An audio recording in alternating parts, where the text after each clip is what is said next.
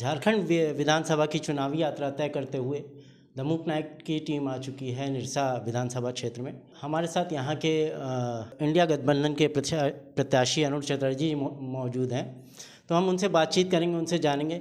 ये जो सीट है यहाँ पर शुरुआत से मज़दूरों का दबदबा रहा है, इसे लाल झंडा के नाम से भी जाना जाता है। 2005 से ये जो सीट है वो अस्तित्व में आई थी और इसी तरह की मांगों को लेकर आज भी तमाम चीज़ें उठा करती हैं। हाल ही में अनुज चटर्जी जी की जो पार्टी है उनका विलय भाकपा में हुआ है। तो सबसे पहले तो सर हम ये जानना चाहेंगे, ये जो पार्टी का विलय है इसकी ज़रूरत क्या पड़ी? नहीं, देखिए, ज़रूरत इसलिए पड़ी जो कहीं ना कहीं हम लोग इसकी वृद्धि या हम लोग और फैलाव नहीं कर पा रहे थे। एक स्टैग्नेशन पोजीशन में पहुंच गई थी। हम लोग निरसा, सिंदरी या 4-5 जिलों के बाहर हम लोग ये नहीं कर सक रहे थे और ये एक ही स्थिति भाकपा माले में भी आ गई थी। तो वामपंथी दलों को एक करने से एक लोगों में आकर्षण बढ़ी है। आज ढेर सारे जगहों से हम लोगों का संगठन में ज्वाइन करने के लिए हम समझते हैं जो लोग आ रहे हैं। हम लोगों की ताकत बढ़ी है, ज़मीनी ताकत बढ़ी है, राजनीतिक ताकत बढ़ी है। हम समझते हैं संगठन आगे जाएगी, एक भविष्य लोग इस पर देख रहे हैं। 3 बार सर इस सीट पर आप ही का दबदबा रहा है, 4 बार यहाँ चुनाव हुआ है। तो जैसे आप भाकपा में मिले हैं, भारतीय जनता पार्टी इस चीज़ के लिए फेमस है कि वो अन्य छोटे दलों को अपने साथ मिला लेती है। क्या आपके पास कभी ऐसा अप्रोच आया? देखिए, हमारे पास सभी पार्टियों का अप्रोच आया। हमारे ऊपर दबाव भी काफ़ी बनाया गया, लेकिन हम लोगों ने हमेशा नीति और सिद्धांत के दायरे पर ही रहकर राजनीति की है। हम कॉमरेड A.K. राय और मेरे पिता कॉमरेड गुरदास सेठी को देखकर राजनीति में आए, इसलिए लाल झंडे का ही राजनीति हमेशा आगे भी करेंगे। तो इसी लाल झंडे को आगे ले जाने के क्रम में हम लोगों की विलय भी हुई और हम समझते हैं जो भविष्य में एक दिन ऐसा आएगा जो लाल झंडे को पूरे झारखंड में हम लोग स्थापित कर सकें। आप प्रबंधन मैनेजमेंट के स्टूडेंट रहे हैं, आपने प्रबंधन से पढ़ाई की है, तो मज़दूर का जो स्टेटस आता है, आपने पढ़ाई किया होगा, वो सबसे ले बैक नीचे की कैटेगरी में आते हैं और इसी की राजनीति यहाँ पर चली है।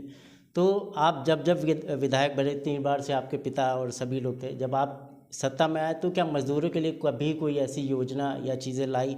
जैसे मिनिमम वेजेस सबसे आम समस्या है, वो पूरे भारत में है, तो उनके लिए कभी ऐसा कोई नीति या आपने उठाने का कोशिश किया सदन में? देखिए, हम ऐसे तो कोयला के कोल में हम समझते हैं जो C2 से हम JBCCI मेंबर भी है, तो लगातार कोयला मजदूरों की आवाज़ तो उठाते रहते हैं। इसके साथ साथ चूँकि आउटसोर्सिंग से लेकर सभी जगहों पर जो HPC की मांग है उसको लेकर लड़ाइयाँ लड़ते हैं। बाकी इंडस्ट्रीज़ में मिनिमम वेजेस हो, PF की मामला हो, ESI का मामला हो, मेडिकल का मामला हो, इन तमाम चीज़ों को लेकर हमेशा हमारी ट्रेड यूनियन, बिहार कोयला कामगार यूनियन हो या बिहार रिफैक्ट्री श्रमिक यूनियन हो, इंजीनियरिंग कामगार यूनियन हो, ऐसे डिफरेंट विंग्स हैं जो जिसके बैनर पर हम लोग हमेशा लड़ाई करते हैं। किसी भी कंपनी, किसी भी पार्टी, सभी को चलाने के लिए मैनेजमेंट की ज़रूरत होती है और आपने उसकी पढ़ाई की है। तो जैसे ही आपका विधानसभा क्षेत्र है, कहा जाता है इसमें तमाम तरीके की उपलब्धियां हैं, यहाँ से काफ़ी कोयला भी जाता है, तो कुछ यहाँ के स्टूडेंट्स के लिए, यहाँ के लोगों के लिए, यहाँ के और जो भी कामगार लोग हैं उनके लिए कुछ अच्छा आगे करने की सोचा, या मतलब आपका क्या कहना है इस पर? देखिए, सबकी ड्रीम है, एक विशन है। हम समझते हैं जो निरसा की डेवलपमेंट को लेके एक विशन है। यहाँ IIT की प्रोजेक्ट यहाँ पर बन रही है माइथन में। पूरे झारखंड में एक ही IIT है जो 400 एकड़ हम लोगों को हम लोगों ने IIT के लिए प्रोजेक्ट के लिए दिए।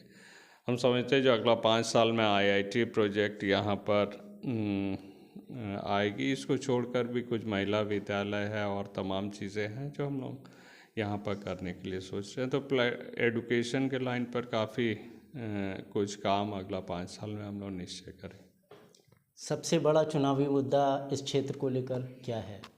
पानी सबसे बड़ा मुद्दा है और उसके बाद बेरोजगारी सबसे बड़ा मुद्दा है। बेरोजगारी चूँकि इंडस्ट्रियल जोन थी, धनबाद एक इंडस्ट्री एरिया है, इसलिए इंडस्ट्री बंद होने से रोज़गार की किल्लत हुई।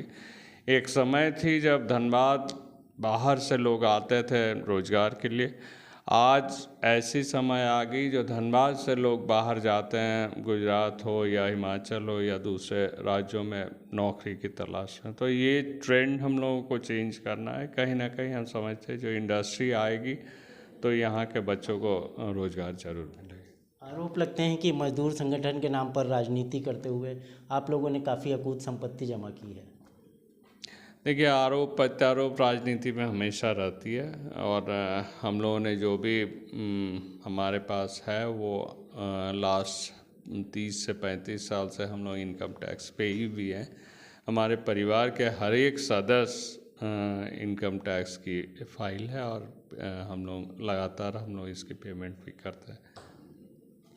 तो ये हमारे साथ निरसा विधानसभा क्षेत्र से महागठबंधन के प्रत्याशी अनुज चटर्जी थे। तो देखते हैं कि जनता किसे समर्थन करती है। चुनावी रैली और चुनावी खबरों के लिए लगातार देखते रहिए द मूक नायक।